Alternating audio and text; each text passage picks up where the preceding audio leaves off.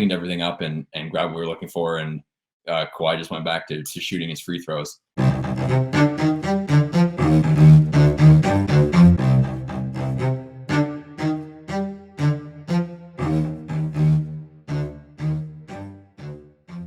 Welcome to episode 145 of The Route, presented by White Whale Marketing. The Route is a glorified sports business coffee chat that has new guests every episode as they share their experiences and route in sports.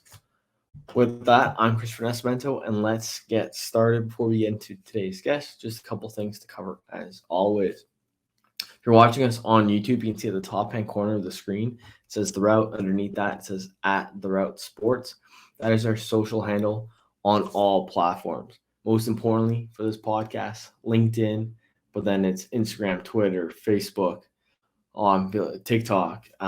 So all those platforms, you can check us out there.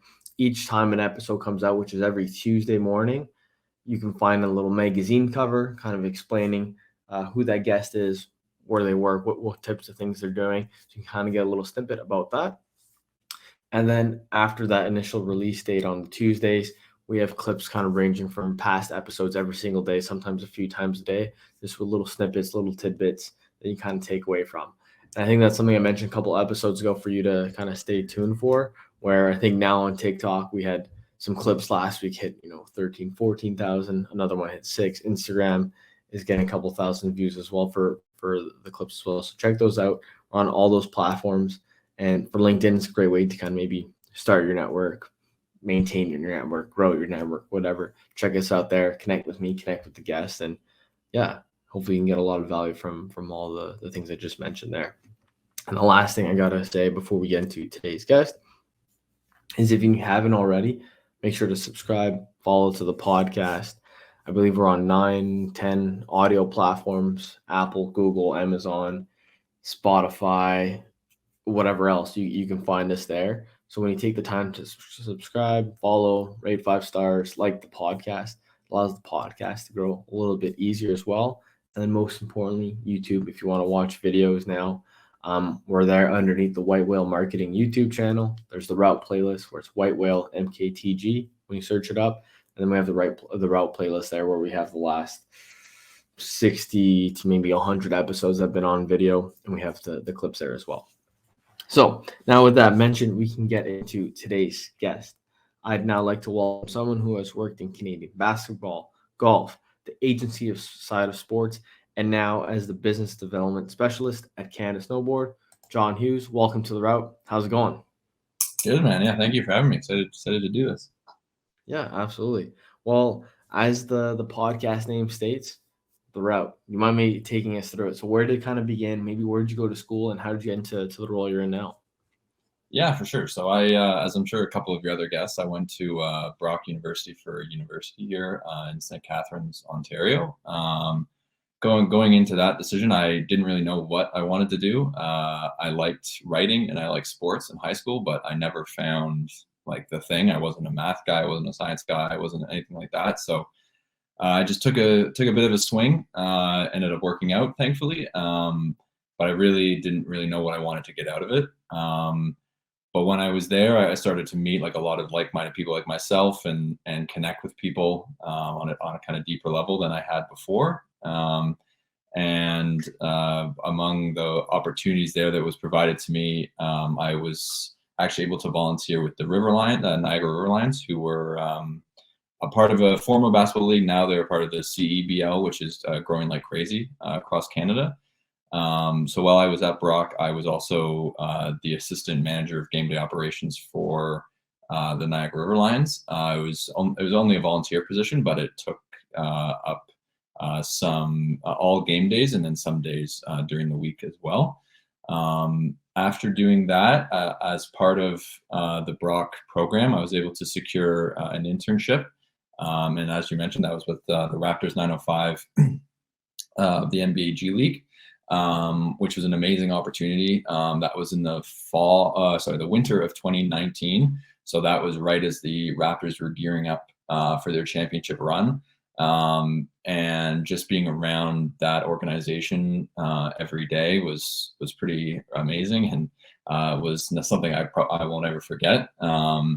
And in that role, as I was a front office intern, so I was doing everything from marketing and ticket sales to helping our general manager with player reports and scouting reports and stats analysis, to driving the players around and cleaning up after practice and stuff. It was a real like kind of immersive and full experience, which was amazing and allowed me to see all the sides of professional basketball, which was really my goal career at that time, was to work in professional basketball in some level. After that, I did the classic graduating travel Asia thing with a couple of friends.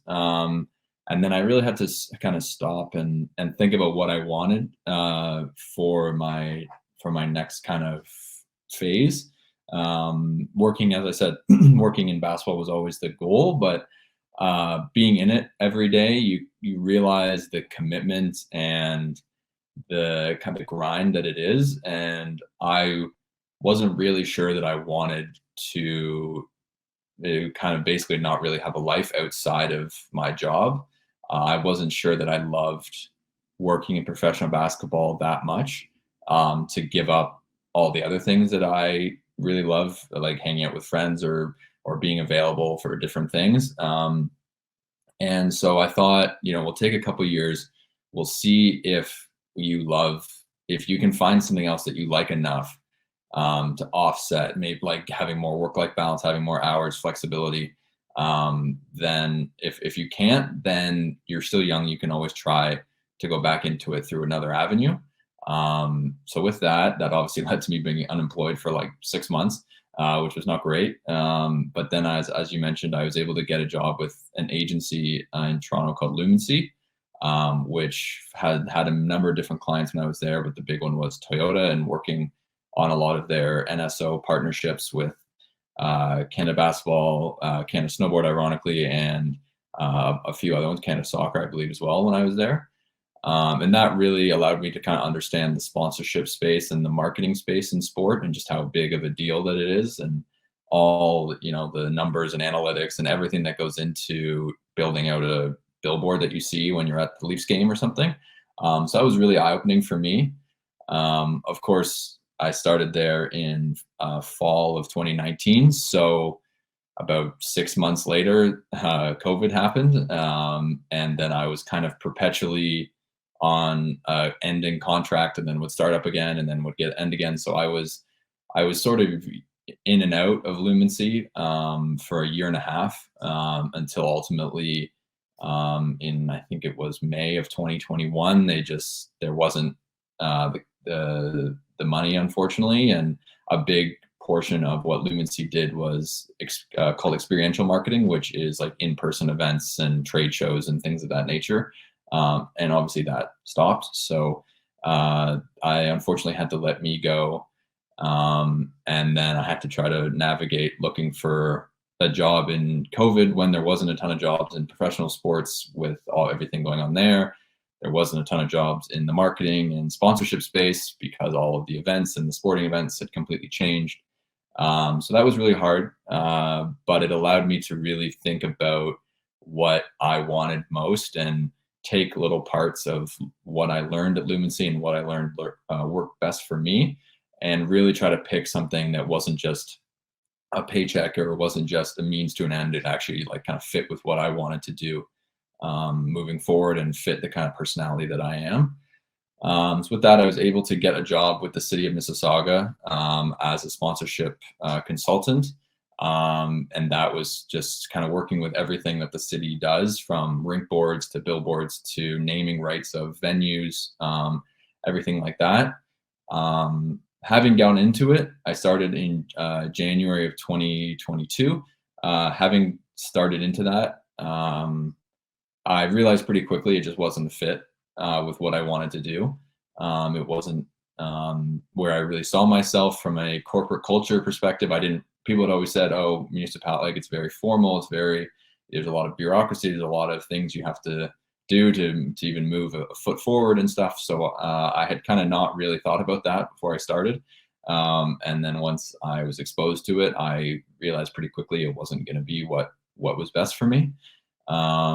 And as luck would have it, my girlfriend was actually graduating from university at that time, and her dream was, and our dream together was to always do a long trip of Asia. So in May of 2022, last year, I quit Mississauga with absolutely no plan of what to do after that. And we backpacked through Asia for a little, almost 2 months, basically 2 months, from May to the end of June, and had absolutely no clue what I wanted to do, what I was going to do. I just said, "Oh, I'll figure it out when I get back, and we'll deal with it when I have to deal with it." Funny enough, my anxiety and my nervousness doesn't work like that. So about mid trip, I started kind of freaking out of like, oh, is this going to be another 6 months unemployment? Is this going to be bored all day? Is like, what is going to, and I started to kind of just like survey the landscape a little bit. Obviously I was in like Thailand and Vietnam, so I wasn't able to do as much as I would have here, but we were on a train in Vietnam actually. And I saw this posting at a company called Canada Snowboard, which I knew from my time with Lumency. And that would be the national organization for snowboarding in Canada. And so I was a little sleep deprived. I was completely delirious, but I applied, and I got a notification back, I think the next day, asking if we could set up a meeting. And I had to explain to my now boss that I was in Vietnam and it probably wasn't going to work, and I wouldn't be home for a month. And you probably want to go with someone in Canada that can work right away. And fortunately, he saw a fit in me, and so we kind of worked around my schedule when I was backpacking. And I started the week after I got back, and have been there ever since. I've just come over a year Lumency now as of the first week of July, or it's Canada Snowboard, sorry. So what I do at Canada Snowboard is I'm the business development specialist. So I work in the sponsorship and business development department, just trying to get funding for the organization and increase our ability to run major events and support our athletes in the best way that we can. Our snowboarders are the best in the world, and are winning medals constantly on the global stage, whether it be Olympics or World Championships. And so what myself and what the team around us does is just try to support the athletes in the best way that we can, and grow snowboarding in Canada as best as we can as well. So it's been a little over a year now, as I said, and I've loved every second of it, and gearing up for another busy winter season. But yeah, that's sort of in a very long way. That's kind of the route up till now. And yeah, that's what I got for you.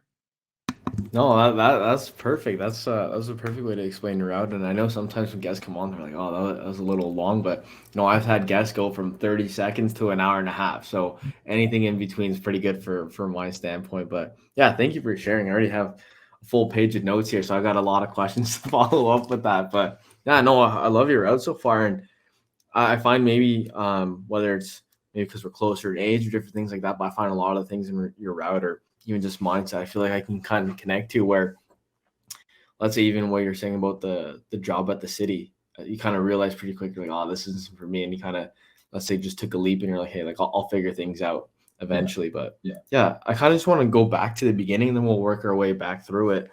So initially you're talking about your time at Brock, right? I think a lot of the people listening are, let's say, late university students. So those about to graduate, recent grads, are also just young professionals. So kind of in that mid to late 20s range, or maybe a little bit of the early 20s as well.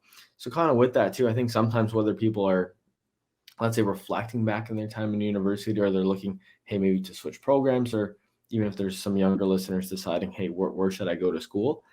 What was that process like? Because I know you mentioned, hey, you weren't necessarily a math guy or, an English guy, et cetera, right? Yeah. How did you decide which program to go into? And was there one specific way you kind of realized what fit with you? I know you said it was those internships and those volunteering experiences, but how did you find those? Because I know for myself, I only learned about certain clubs when it was the last semester of my university experience, right? So sometimes you're like, oh man, like I wish I knew about this first semester. So maybe kind of help people with that out earlier than later. Yeah, for sure. Sure. Starting with how I kind of made the decision. It was a complete shot in the dark, to be completely honest with you. As I was saying earlier, I wasn't ever really the greatest student in the world in high school. I I couldn't really find whatever the passion was. All my friends uh, we're going into a Queen's Commerce or a Laurier business or a Western business.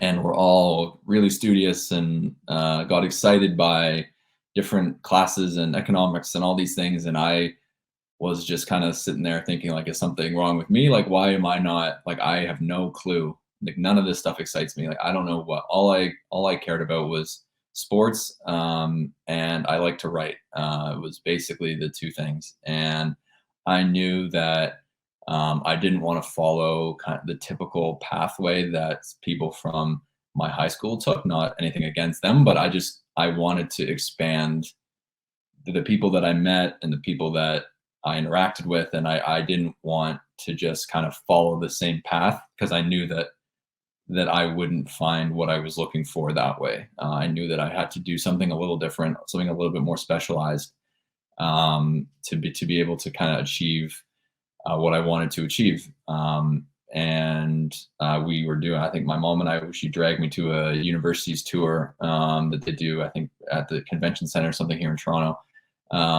And I saw Brock and they had a sport management program and I had the average to get in. And I just thought, what the heck, like just put my name in, see what happens. I got in and then I just decided, I was basically deciding between sport management and arts programs at every other school because I didn't have a major that really jumped out to me. And I just decided, I'll take this chance. You can always transfer out of it. You can always move schools if it's not a fit. But fortunately it was. And I'm obviously very happy now that I did that because I wouldn't have gotten the River Lions, volunteer opportunity. I would not have gotten the 905 opportunity, and I definitely wouldn't have gotten this Canada Snowboard opportunity without doing that. So I'm obviously very grateful that I chose that. And in terms of the volunteer opportunities, fortunately for us, the River Lions were just starting out in their original league, which was called the National Basketball League of Canada. It was their inaugural season, my first or second year, and the chief marketing officer or chief financial officer came to speak to one of our classes, and was just mentioning that there's a real need for volunteers in these kind of semi-pro or pro leagues like the OHL and the National Basketball League of Canada and all leagues like that. They run on their volunteers. They don't have big budgets. They can't afford tons of staff, so they really rely on volunteers. And volunteers have a lot of responsibility. You're not just there, handing out water cups or things like that. Like, you're really helping to operate the team and helping to run the show. And I think that was something that just jumped out to me immediately because I'd always wanted to work in pro basketball, and it was right down the street from where I was living. And I just decided to send him an email and see if he needed any help. And fortunately he did. And that's how that kind of happened. And without that opportunity, without doing that, I don't think I would have gotten the 905 opportunity because they mentioned that in my hiring there. So I'm definitely very, very grateful for my time at the River Lions and kind of seeing behind the curtain, I guess, of pro basketball in Canada, for sure. Yeah, no, that makes a ton of sense. Kind of just going back to what you were saying there at the beginning. It's almost like, even I would say in my own career too, it's almost just moving in a certain direction. Then you're going to figure out whether you don't like it or you do, right? Maybe you're going to find maybe a more specific niche within, let's say, sports. And hey, like, I want to dive into this further. Or for me, myself, I went into accounting and I'm like, hey, like, this isn't for me. And I had to kind of come back this way a bit. But that makes a ton of sense. Then as you're kind of going through that as well, you're talking about internships, and then obviously you had the 905 one as well. So let's say for those interested, the 905 is part of MLSE, one of the the bigger organizations in Canada, probably something that's very prestigious for people to get as well. What was the hiring process like to then go from the River Lions to the 905? Was it simply just applying on LinkedIn? Was it through a connection you had? How did that process work, and what made you successful to get it? Yeah. So as part of the Brock Brock internship program in fourth year, they kind of curate a number of different job openings that are there for internship possibilities. And so one of those openings was with the 905. And again, with that, I didn't really know what I wanted. I think I was trying to pick the perfect thing and always worried about, well, what will set me up for the best and all these things. And um, I knew that I was originally thinking I would just stay with the River Lions because a number of people in Brock kind of work with that team or in that league. Um, but I saw this pop up and I saw a few other openings pop up, and I just applied and hope for the best. And really, what the application process was like was just it was a traditional kind of LinkedIn post at the beginning, and then it was a two in-person interviews, two half an hour in-person interviews, I think, where I drove from St. Catharines down to Mississauga, where the 905 are headquartered, and we met at the practice facility there and at the arena there, and they just kind of took me through what they do and asked me some of my experiences in the past. And really what they were looking for was just someone that had some experience in sport at some kind, whether that be hockey, baseball, basketball. I don't really think they cared too much. I think they wanted someone that understood the pace, wasn't going to be like turned off by the hours that were required, or understood that you're not when you're at a game or something, you're not a fan, you have to work, like you're working and you're the face of the organization in those moments. And so I think that was really what they were looking for. And I know from what they had said, they were really drawn to me by my experience with the River Lions, and that was kind of the big differentiator at that moment, because other aside from golf courses, I didn't really have a ton else to separate me on my resume. So yeah, that was basically the hiring process for that. And then it was the whole internship was headquartered out in Mississauga, with a few trips down to the like OVO practice facility here in Toronto, and the MLSC head offices as well. But yeah, it was an amazing opportunity for sure. Yeah, no, I appreciate you sharing that. And then I guess just kind of building on it, you touched on it earlier, Tad, in regards to what it kind of um, was made up of, right? I think you were saying it was a front office internship where you kind of did a little bit of ticket sales, marketing, and you were driving athletes around, cleaning. Do you mind maybe sharing a bit more about that? Because I think sometimes, let's say just saying it in passing, or like, hey, I worked in sports, or had a internship, entry level job in sports. We're like, oh, that sounds kind of glamorous, right? You're working for MLSE, the Raptors. Wow, how fantastic! But I think that's kind of side of it sometimes often gets left unsaid, right? So Yeah. what was that like, kind of being, let's say all hands on deck, or wearing all these different hats, where maybe one day you're like I'm going to be curating or working on a cool marketing plan with the team, and then a few days later, the next hour, you're driving some players to a facility or something. So what was that like? Yeah, that was definitely, a wide range of tasks, and wasn't really familiar with what it was all going to be when I started out. But it was really the best thing about the 905, in my opinion, was that it was within MLSE and it was within the greater organization. But I think with the 905, there was about 5 full-time staff or something. So there was 2 other interns with myself when we were there, and we were doing like a ton of things. Like there wasn't, the same as with the River Lions, there wasn't really always the people there to do every little thing. So a lot fell on interns and volunteers and kind of unpaid help in that way. And so for me, in my role as which was the front office intern, it was really anything from the business side, anything all the way to whatever an individual player or coach needed at that time. So we did a lot of, as I was saying earlier, like ticket reports, and we were helping build out the schedule based on past attendance records. So do we draw well on Tuesdays, or do we draw well on Fridays or Sundays, or what time should we host our games based on kind of historical ticket revenue?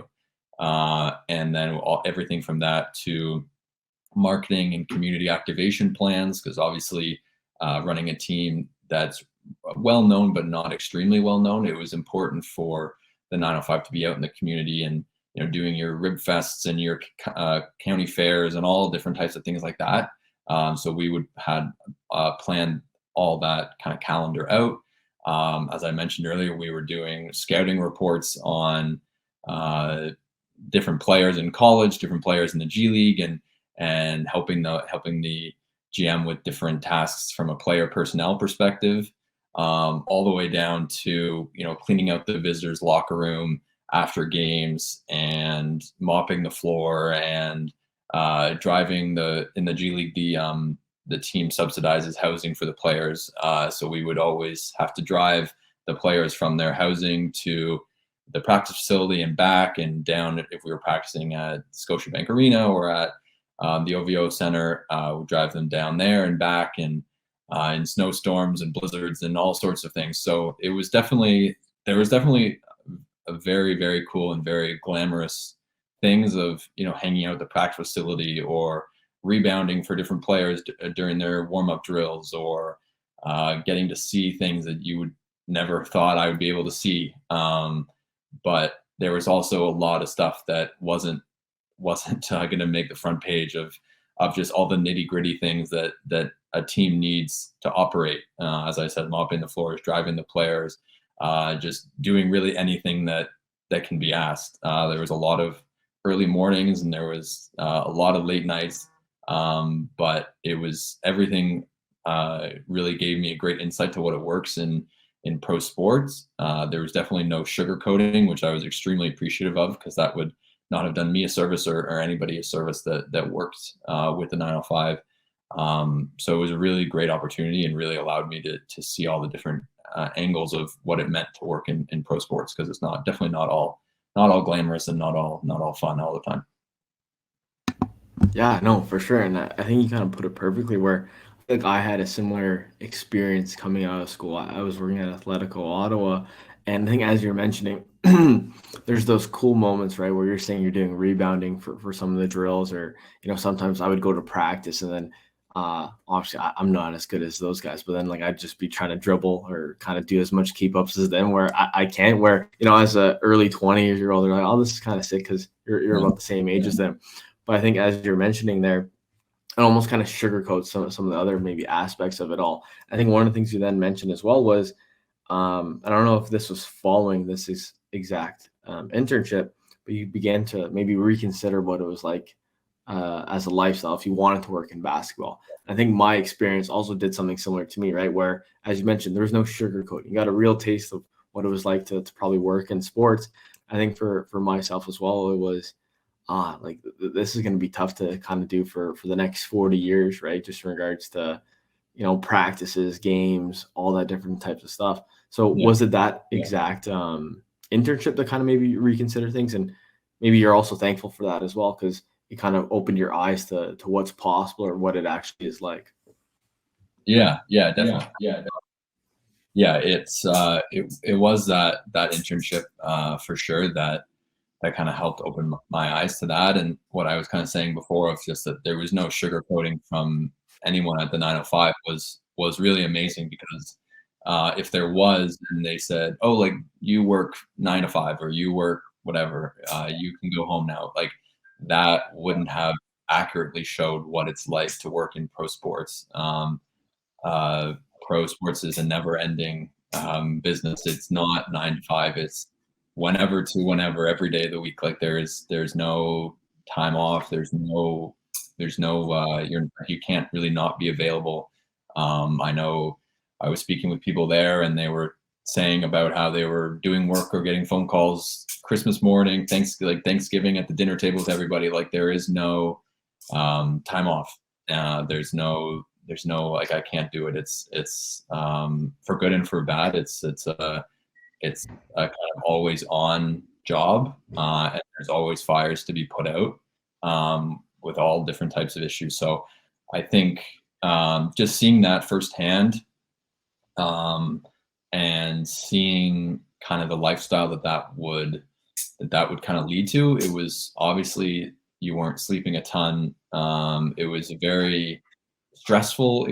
I'm not trying to downplay it. It's a ton of fun and it was amazing experience, but it was definitely stressful, and it was definitely anxiety inducing, and there was a lot of things outside of work that you would have to say no to if you were going to commit to that lifestyle. And I wasn't sure that I loved it enough to commit fully to that lifestyle. And it was, just through the internship and just through seeing it close up, because you can kind of definitely fantasize it in your mind. I had fantasized for years about, I'll be the GM of the Raptors and I'll make these trades and I'll sign like all these things. But when you get down to it, it's nothing like that, obviously. And so I think just seeing it up close, it kind of made me realize of maybe this is just something I love on the side, and maybe this is something I'll be interested in, but maybe the type of person that I am doesn't mesh with this as well. And maybe this won't lead to the type of life that I want to live for myself. Yeah, and I appreciate you kind of sharing that all, because I think even myself, I kind of went through a similar type of experience with that, right? Where it was an inaugural season. I think there was maybe 4 full-time staff, and I think maybe now they're closer to 12 or 20, whatever it ends up being, right? So it's significantly more. And as you're mentioning, right, I think once the season took place during COVID, I think on game days, I think I'd get up at 7 to kind of create a graphic or post it or whatever it was. And I think from 7 to maybe about 5:30, if the game was in early afternoon, I was nonstop on, the 2 computers and the laptop tweeting, right? And the phone tweeting, I mean, and it was nonstop. And I think after it all ended, I was dead, right? There was no sleeping. I was kind of very tired from it all. And I think, as you're mentioning, I know you're saying you weren't trying to sugarcoat it, but I think it's kind of important to say too. And I think it's all right, where I think sometimes when people talk about working in sports, they're like, oh no, like you should enjoy that. But at the same time, it's not for everyone. And I think maybe similar to you, I realized maybe that specific lifestyle where I live across the street from a sports stadium here in Ottawa, and I see game day sometimes on Saturday. I'm like, I don't think I could do that. I don't think I could be working on a Saturday. Like I'm on my way to the beach right now, and it's just a different type of life. So kind of building on that, then you then went from 905 to Lumency, right? That's what it is. Yeah. Lumen. Yeah. So what was that like, right? Because that's obviously a fairly big transition from, let's say, semi-pro or pro sports to working on the agency side of the business. So what was that transition like, and what was that period for you in regards to working for it, and how did it come about as well? Yeah, that was definitely a change for sure. So after the 905, as I mentioned, I just did the classic, grad travel thing, and came back in early July without really a clue. I had reached out to my boss at the 905 and asked. I knew they had a pretty stacked community calendar because I had planned it all out, and I asked if they needed support there, and they said they did. So I kind of worked as a community ambassador part-time for them, driving around Mississauga and, pulling up tables and doing little exhibits and stuff like that at different fairs. But I needed something full-time. I was doing that and coaching basketball on the side, but that wasn't obviously paying any sort of bills or helping with any savings or anything like that. So I think between August, and I didn't start Lumency until January of 2020. So I think between August of 2019 and January of 2020, I think I had 15 or 16 job interviews. Like it was nonstop, and it was a lot of no's, and a lot of no responses, and a lot of you apply, you meet them, and then you don't hear back from them for a month and a half, and different. It was it was as of course, as I mentioned earlier, all my friends did, the Laurier business, the Queen's Commerce, all these things. So they were all employed even before they graduated and employed right out of school. And I was kind of sitting around staring at the wall and going on walks with my mom and like stuff like that, where it was a challenging time for sure. And fortunately, I was able to find a company like Lumency, and I knew pretty quickly on that it was going to be a decent fit. Like just in interviewing there was no suits, there was no formalities, there was no anything like that. It was a super laid back environment. It was professional, but it was also like people like to have fun, and they were everybody was friends with one another, and it was more of a laid back kind of creative atmosphere rather than a stringy corporate atmosphere, which was exactly what I was looking for in that period. Um, and so I was able to get the job there after 4 or 5 interviews. They had a pretty intricate hiring process. And that was really eye opening to that side of the business. Agency life is not easy, and again, it's not for everybody. It is fairly high stress and high demand, because kind of competing for different companies' marketing dollars is very hard, and there's not a lot of money going around in that space anymore. Um, so it was constantly battling to impress and constantly battling to keep business on top of getting new business. Um, and it's a tough gig. I think the average tenure at a marketing agency is like around 2 years. So people really cycle in and out, and they change agencies, and they go from agencies to the company side and back and forth. It kind of opened my eyes to that whole, because I had no experience with marketing or sponsorship or anything like that. And so it kind of opened my eyes to that side of the industry, and to the kind of black hole that is sponsorship. Yeah. But it was really enlightening, and it definitely helped kind of pave a way for what I wanted to do moving forward as well. Yeah, absolutely. And I guess then kind of building on it, I know you mentioned there's some things that kind of take place from then to now, but maybe two things I want to dive into before we begin to wrap it up. It's more so in regards to when you were deciding to the job of the city of Mississauga, right? I think you're saying how there are certain things that you were looking for and it kind of fit it initially. And then once Yeah. you're there, maybe it wasn't the right fit, but there were still those, let's say, elements that you were starting to build on. What were those elements, and what were the kind of things that you then realized, hey, this isn't something that aligns with me, and then that's what probably later led you to Snowboard Canada or Canada Snowboard. Yeah. So I think um, Lumency was great in a lot of ways, but I also struggled with a bit of the lack of structure, which is just kind of not specific to Lumency, but it was just kind of typical of the agency space. You're getting requests from all different angles, and there isn't a lot of kind of just day-to-day structure in your day. And so I think what I was looking for from in that time was something that had a little bit more concrete hours, was a little bit better in terms of work-life balance, and having a like in a bit, like no one at the city expected me to work, 50, 60 hours a week or anything like that.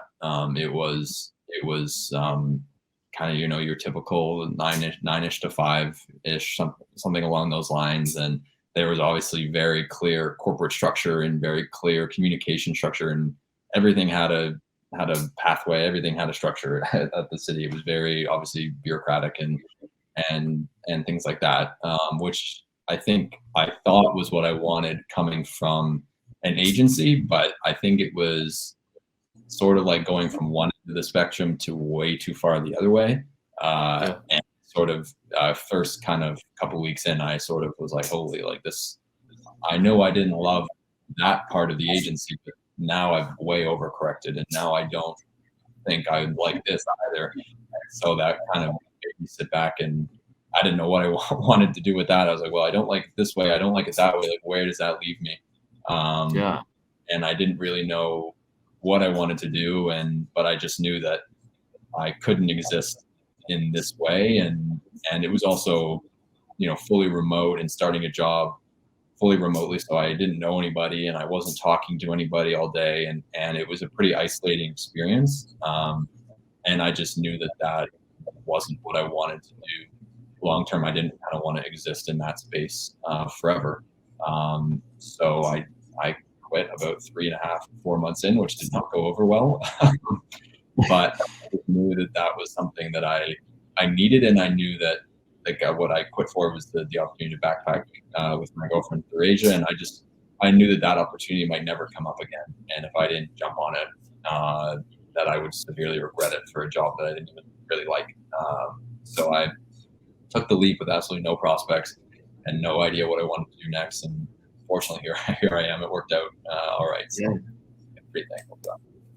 No, that's pretty. It's pretty funny how things end up working out that way, right? Where, yeah, as you were kind of saying before you even kind of, let's say, verbalized it, as you were saying, I was like, oh yeah, that's definitely one side of the spectrum to the other, right? And it almost seems like now maybe Canada Snowboard's almost, let's say, in the middle, right, where you went from one side to the other. So that's kind of cool how that ended up existing. As that kind of went on, you just kind of did that jump, and I think there's someone recently we had on the podcast, if I'm not mistaken, right? And one of the questions I asked them was, hey, when did you know it was the right time to jump, right? In regards to, did you feel it? You're like, hey, like this is something I'm just gonna miss out on if I don't like take the opportunity to go backpack, or maybe even just kind of take the time to realize some things. But at the very least, you knew this wasn't for you, right? So what made you have that moment of, hey, like I gotta take action now? Yeah. Yeah, I think just as I was saying, just the possibility of missing out on the opportunity to do what could end up being like a once in a lifetime trip. I didn't know the next time that I was going to be able to have that amount of time with my girlfriend and see those sites. And it was definitely a challenging decision to make. I had been unemployed a lot over the past 3 years, and I'd been through a lot of different jobs. And so having the conversation with my parents and having the conversation with my friends of like, yeah, well, I finally found one and I'm going to leave and I'm going to, with absolutely no idea. And when I come back, I could be unemployed again for 5 months and have to deal with all of that. It, it was definitely a challenging decision, and I was not one that I made lightly at all. But it was also something where I kind of sat back and thought about like, am I really going to stay and miss out on this for something that I know isn't what I want to do? And like in 20 years, 25 years, 30 years, am I going to be wishing that I stayed at the city of Mississauga, or am I going to be wishing that I went on that trip and had that experience when I was whatever I was, 25? And when I kind of thought about it in that context, I knew that it was something that I needed to do, and that if I didn't do it, that I would always wonder what if I did, and then I would probably end up leaving the job anyways because I would be upset that I didn't take the chance when I should have, and then everybody lost. So it definitely wasn't an easy decision. It wasn't one that I made lightly, but it was also one that I think I needed to make with where I was, for sure. No, that makes a ton of sense. And the last question I kind of have before we have these two wrap-up questions I ask every guest is, so you mentioned how the position came to be that you're currently in. So what is it more so like now? I think you kind of shared, but maybe what's the day-to-day like for someone maybe interested in, what does John Hughes do on a day-to-day?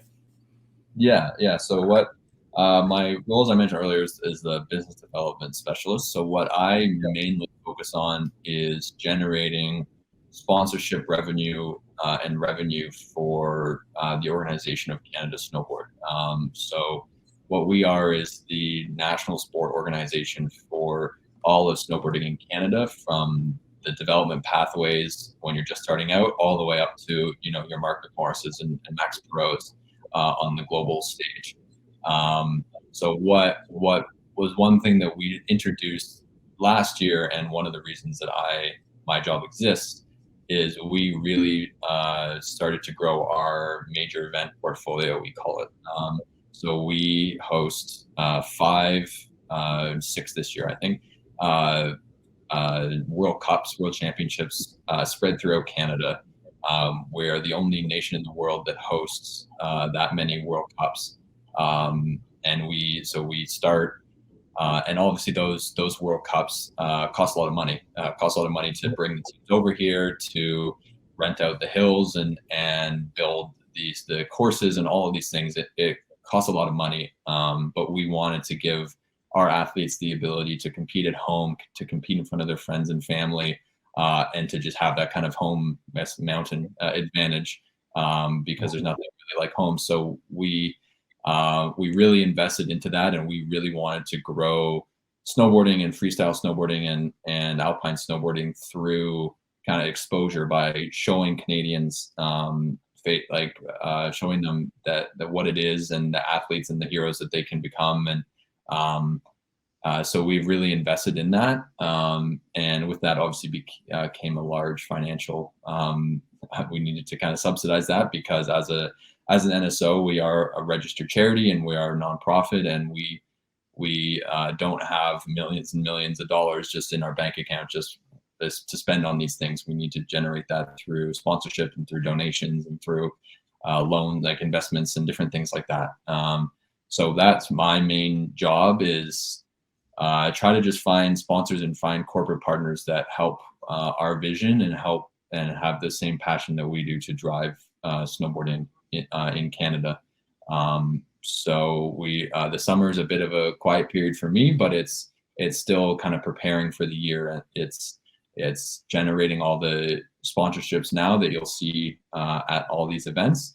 And then when the calendar kind of rolls to December, January, all of our team is on the road, and we actually travel to all of the World Cups and we put them on, and we run them ourselves. So it's a really great mix for me of being, having this kind of the corporate side and the side where I have some downtime during the summer, and I have the ability to kind of be behind a desk and plan things out and help kind of build the plan for these events, while also getting the hands-on, kind of like back to my 905 and Riverlines days of I actually get to travel across Canada to these events, and I'm the one, hammering in signs or setting up banners or different. Like I get to see all the sides of it, but I also get a little bit of time off at the end, and we're not doing events 12 months a year, obviously. So it's a nice hybrid of, if it was all computer stuff, I might get drained. If it was all event stuff, I would get drained. So it's kind of a hybrid of both, and it allows us to stay engaged and stay energized, and it's been a blast so far. So I really enjoy it. Yeah. No, I appreciate you sharing that. That sounds awesome. And I guess the last two questions I now have, just kind of wrap up the podcast. So you kind of went through your whole route to date so far, and I've been doing this 145 episodes now, and I've been saying it since the beginning. I'm going to live until I'm 103. I'm going to be on a rocking chair listening to this podcast to kind of remember some of the things I've been able to do. So let's say you're in the same situation. John's 103. You're on the rocking chair thinking about all the good times you've had in your career so far. What's maybe one story to date from your career that's going to stand out, that when you're 103 on the rocking chair, you're going to be like, that was a pretty cool moment that I got to do that for work one day? Yeah, so I think one of there's obviously a number, though. I'm fortunate to work in a lot of live event sports, which just being around people and being around the unpredictability of sports is a pretty amazing moment, and pretty amazing for me. But one that kind of sticks out was myself and another one of my classmates, actually, that went to Brock. We were both interning with the 905, and a number of times we would do kind of school day games at Scotiabank Arena. So we would be there, and there'd usually be a Raptors game afterwards. So the 905 would play maybe at 11 a.m. or noon, and then the Raptors would play a home game at 7:30 a.m. And so we would kind of come into the arena, and we would be around, and there would obviously be Raptors personnel and Raptors players around, and so it gave a really good opportunity to kind of mesh and organize together. And what I was asked, a friend and I were asked to help get a bunch of chairs that we needed down to the arena floor. So we went out to they have the 905, or sorry, the Raptors have a little practice facility on the upper concourse of the Scotiabank Arena, just kind of back through a set of doors. And we were asked to go grab stuff from there and bring it down. And when we went up there and we did, and there was Kawhi was there just shooting standstill free throws with I think 7 assistant coaches. Like no one was. They were all just watching him, and no one was saying a word. Kawhi wasn't. None of the coaches were. They were all just kind of standing there watching him shoot. And so my friend and I were like, "Oh, like my God!" Like we were kind of freaking out a little bit. And then, but we had to grab these things, and so we started walking in to try to keep our heads down and stay completely low profile. And then, of course, there was a water bottle that didn't have a cap on it on the ground. And I didn't see it, and I kicked it, and so the water bottle went everywhere, and it was making noise, and there was water spilled everywhere, and everybody turned around and stared directly at me and my friend, and we of course were absolutely freaking out. So we ran, like we were running, grabbing towels, and yeah, trying to say sorry as much as we could, and no one was saying anything. And then we kind of cleaned everything up and grabbed what we were looking for, and Kawhi just went back to shooting his free throws. And everyone just moved on. And after that, I think my friend and I had about a 5-minute debrief after that of just like, what did we just do? Like, did we just ruin this guy's chances of staying in Toronto? Ended up not staying anyways, but it was one of those experiences that was pretty cool to look back on. But yeah, it was pretty nerve-wracking at the time, for sure. Yeah, that's quite the story, and you're definitely the reason why he didn't end up staying. But yeah, yeah. And then I guess so. We went all the way into the future, 103-year-old John. Now let's go back to, let's say, when you're in first year, 16, 17, 18. You're about to start school at Brock. What's one thing that you've learned since that day that you wish, if you can kind of go back in time, that you'd be like, hey, younger John, this is something I think you should know? Like just one piece of advice or one thing that you would share with a younger version of yourself. Yeah, I think for me, starting out, I was always really worried about what the right thing was, and like what always wanted to skip to the end. I always wanted to say like, oh, I wish I could just see myself at 60 and just like know what I did, like know where I'm working or know what I am, so I know how to work towards that. And like I was having a really tough time because when you're in high school, you're in high school and that's what you do, and when you're in university, you're in university and that's what you do.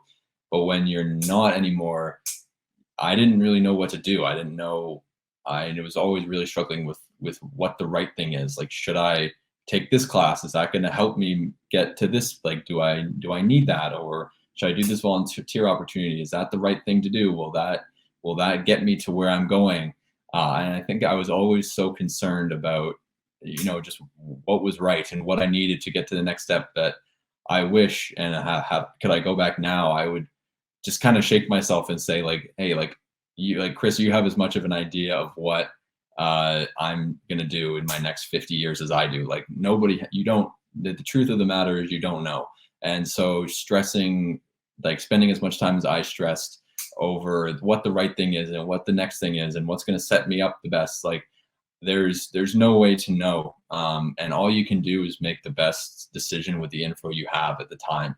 And just hope that it works out. And if it doesn't work out, it'll work out sometime. Like it'll work out again. Like it's okay. And so I think I just wish that I had spent a little bit more time just enjoying where I was and really trying to do what felt best for me at the time, rather than always being so concerned about where I was going and whether I was on the right path to where I was going, or if what I was doing was actually benefiting me in the long run, or things like that. I think I wish I just took some time and really enjoyed it and really just spent more time focusing on what I wanted to do and what felt best at the moment, rather than always worrying about where I was going to end up in life. Yeah, I think that's even perfect for me to hear right now, because I feel like I'm always like that as well. Or, whether it was, switching over to marketing from accounting, or, starting a business, or, leaving Atletico or, leaving these other opportunities that I interview for, all these different types of things come about, like, or, hey, I would have done this differently with the business. You know what I mean? Where sometimes I say the same thing. I'm like, oh, I wish like I can just know what's going to happen in 5, 10, whatever, how many years, just kind of see the end just to make sure everything's all right. But yeah, I think as you mentioned that, right? Like you never really know and just kind of just do it and it'll figure itself out at the end. But Yeah, that's why I kind of like asking that at the very end. I think kind of wraps it up well and puts a nice little bow on it. But yeah, thanks so much for coming on and sharing your route today.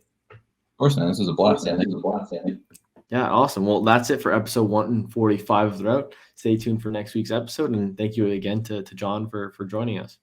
Thanks again, man.